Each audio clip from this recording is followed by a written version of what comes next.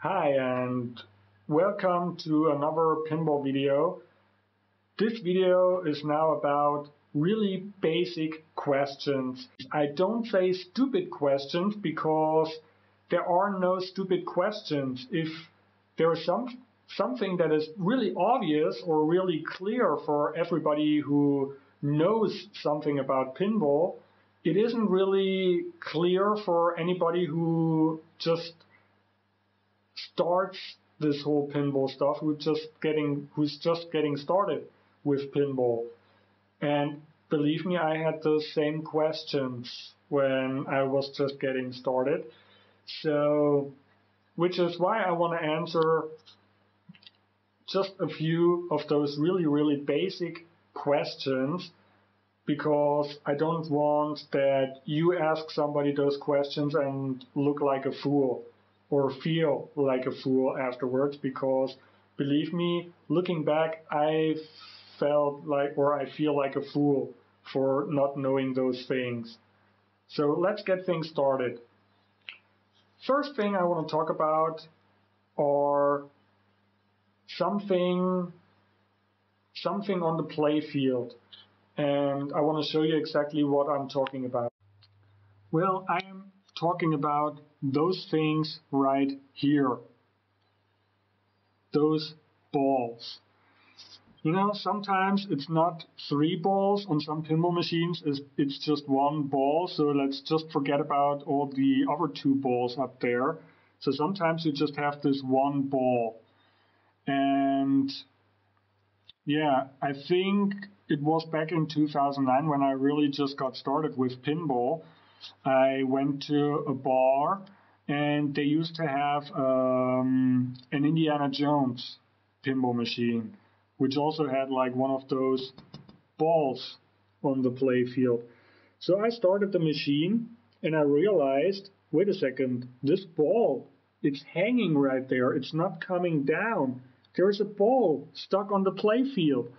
And so I called somebody and asked them, hey, I just want to start this game, but there is this ball stuck here and he won't come down. Really embarrassing, believe it. That was really embarrassing for me, because those things are totally normal.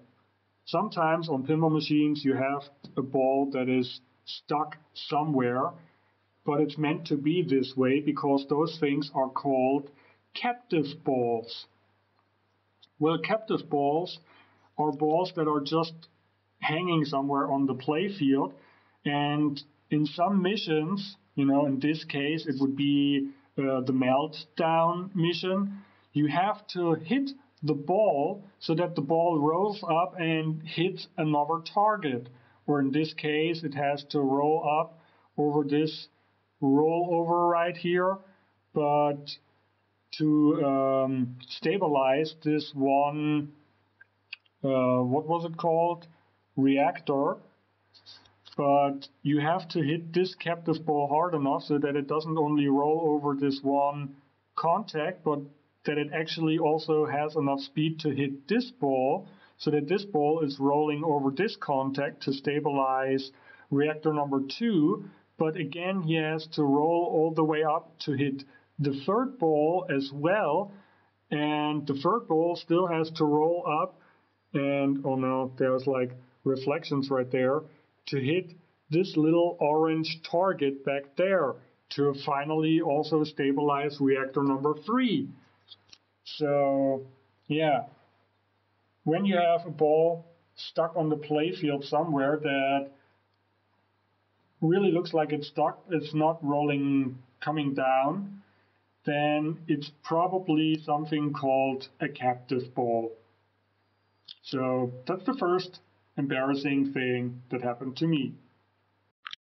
So another embarrassing thing, or another question that keeps popping up, is basically about popping. Well, not so much popping, but knocking, loud noises. You know, sometimes when people play on a pinball machine, you hear this really loud knocking sound. so that you get really scared because it's totally unexpected, and especially when you're playing a pinball machine somewhere in a bar or in an arcade, the volume of those pinball machines are really low, or the volume of those pinball machines is usually set to a really low level. So when you play a pinball machine somewhere in the public, you don't disturb other people in the place or other gamers that are playing different games. So that's why this knocker is so really loud, and that's why many people get scared when they hear that, because it's totally unexpected sometimes. But why does this exactly happen? What does it mean? This thing is basically, like I already told you, called a knocker.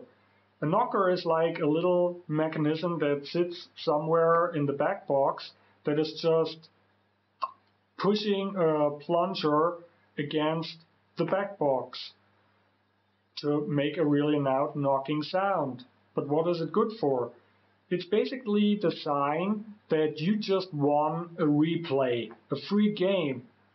And this happens sometimes in the middle of the game, because there are some things called replay levels, which means there is some setting in the software of those pinball machines where it's indicated, or where the setting is that you have to reach a certain amount of points in order to win a free game.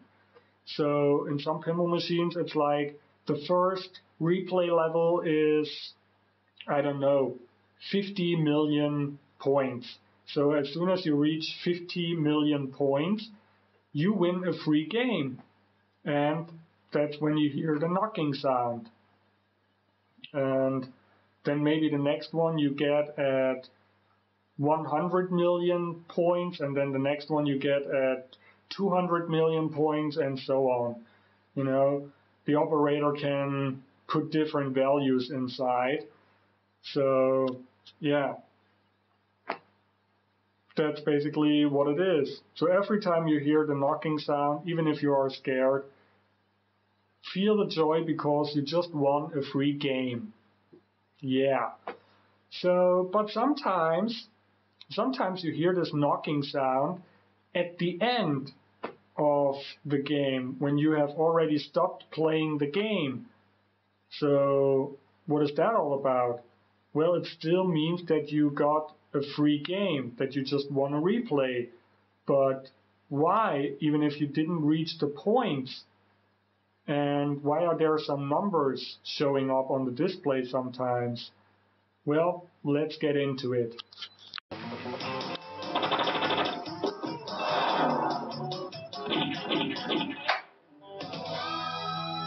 That's exactly what I was talking about. So sometimes at the end of the game you have like those little funny animations and you have some numbers popping up. So what basically is that all about? That is called the match. The match basically means that when there is a number appearing, mostly it's like the top left corner of the screen or of the display. It's a 2-digit number. And then on some older machines there is a second number that is just starting to randomly count down or something like this, or there will be an animation like in this case, and then there will be a second number. So if the second number matches the first number that is written on the top left corner, it means that you just won a free game. You just got replay. But some people probably think, okay, I can control those things because I remember this kind of stuff from maybe the Pinball Hall of Fame, the Williams collection and stuff like this. So at the end of the game, you have this 2-digit number. standing there, and then you have another number randomly counting down, and then you have to push the A button at the exact moment to stop the number at the right time so that those numbers match, and then you win a replay. But in real life, on real pinball machines, that is not the case. On real pinball machines, you cannot control when those numbers stop or what kind of a number appears at the end of the match. It's something totally random that you have absolutely no control over, so you don't have to try to push the flipper buttons or something like this to maybe stop the numbers at the right point so that you win a free play, that you win a replay. It's something absolutely totally random. It's another setting in the software, actually. It's called match value, I guess. Yeah, match value. And on most pinball machines like this one, the match value is set to 7%. So that it means 7% of the time, by the end of the game, you will actually win a free game because you got a match. So if you play 100 games, in 7 of those 100 games, you win a replay at the end. But unfortunately, you don't know which 7 games are the ones because it's something totally random. And it's not like 3 games in a row. So, yeah, that's another thing. It's called the match. Let's just watch it again.